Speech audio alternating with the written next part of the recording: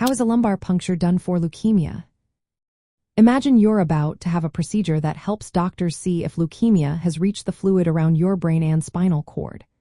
That's what a lumbar puncture, or spinal tap, does. It's a key step in diagnosing and staging leukemia, especially when doctors want to check if the disease has spread into the central nervous system.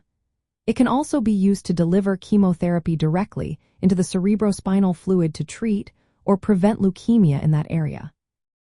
The process starts with preparation. You'll usually lie on your side with your knees pulled up toward your chest, or sometimes sit leaning forward. This position helps open the spaces between your lower back vertebrae, making it easier for the doctor to access the spinal canal.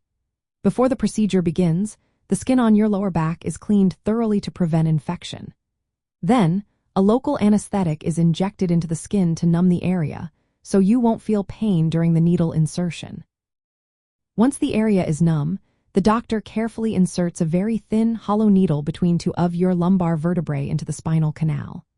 You might feel some pressure, but most people experience little to no pain. When the needle is in place, the doctor may measure the pressure of the cerebrospinal fluid, which can give clues about your nervous system health. Then, a small amount of cerebrospinal fluid is collected in sterile tubes for laboratory analysis.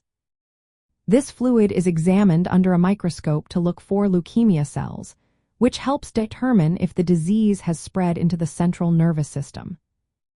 In some cases, if leukemia cells are found in the cerebrospinal fluid, or to prevent their spread, chemotherapy drugs can be injected directly into the fluid. This is called intrathecal chemotherapy and is an important part of treatment for some leukemia patients. After the fluid is collected or medication is administered, the needle is carefully removed. A small bandage is placed over the puncture site to keep it clean and protected.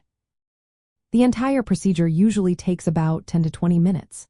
In certain situations, imaging guidance such as fluoroscopy or a CT scan might be used to help the doctor place the needle accurately, especially if there are difficulties or anatomical variations. While lumbar punctures are generally safe, some people might experience side effects like headaches, which can often be relieved with rest and hydration. Rarely, there can be infections or bleeding at the puncture site. For patients with leukemia, this procedure is a vital tool. It helps confirm whether the disease has reached the central nervous system, guiding treatment decisions. It also allows for targeted therapy directly into the cerebrospinal fluid, which can be more effective in controlling or preventing central nervous system involvement.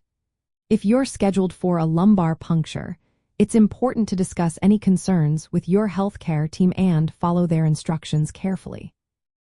Always remember that medical procedures like this are performed with safety and precision, based on well-established guidelines from health authorities and scientific research.